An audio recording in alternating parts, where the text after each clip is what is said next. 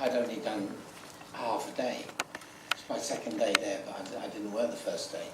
And I'd done half a day, it was freezing bloody cold. And then we had lunch in the afternoon. J&T said to me, Tony, will you come with me into the van? So I went into the van where all the cameras were. And he said, I want to show you a playback of the last 2 scenes that you did. And he showed me a playback and he said, what do you think? I said, well, I don't like looking at it, you know, it's early. I don't mind when you've edited and done it, or I don't want to see it. He said, no, look at it. He said, I think Glitz stands up well. What do you think, you know? I said, well, I enjoy it on the page. Robert Holmes, by the way, had written it.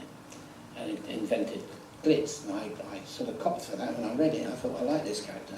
I said, I like the character, but I mean, you know, we'll have to see, won't we? I've only done half a day. He said, no. He said, I want to commit now. I want Glitz to do more.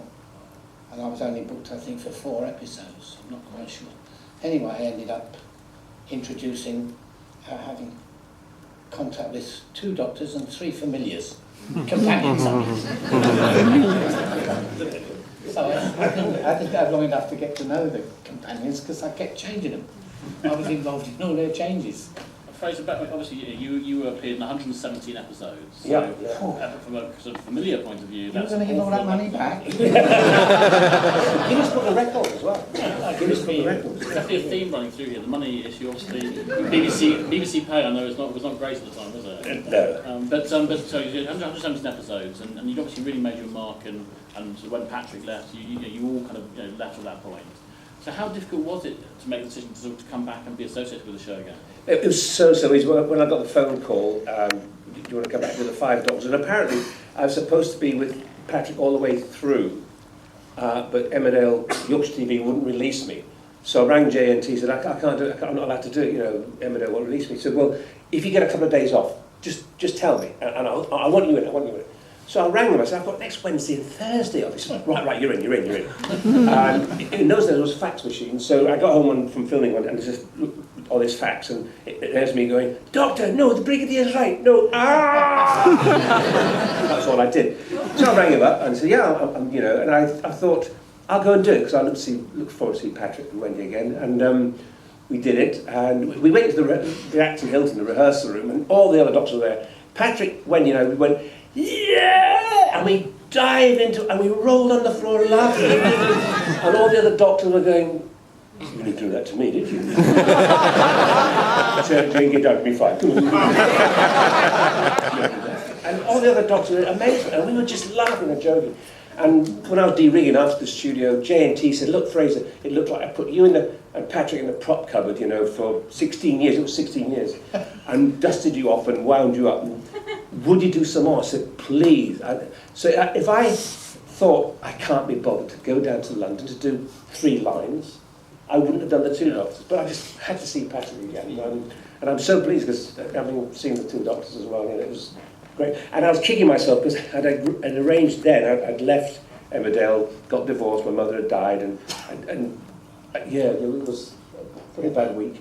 And I rang my stage mother in Emmerdale, said, you're not having much luck, come back to Emmerdale. So I rang them up.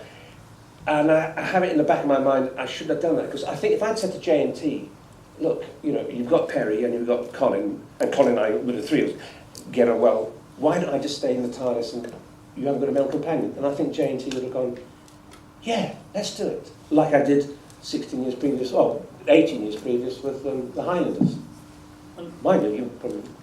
I was going to say, Eric, from your point of view, obviously you were there when Peter was departing and Colin was starting, so you were kind of, you obviously played a major role in defining what his doctor was going to be and become.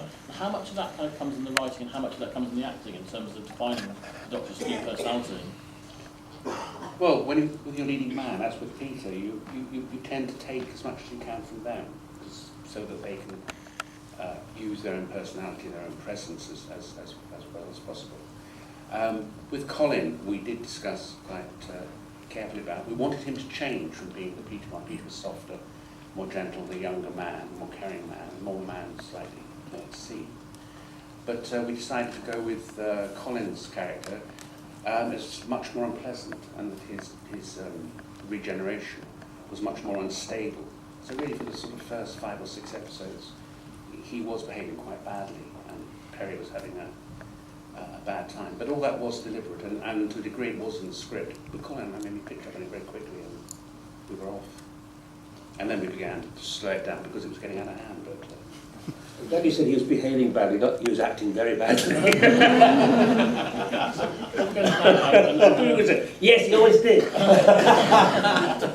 What I'm going to bring Mike back into a minute. We're just going to play a very, very quick clip from the beginning of The Mysterious Planet. And this is a clip that I think really, really stands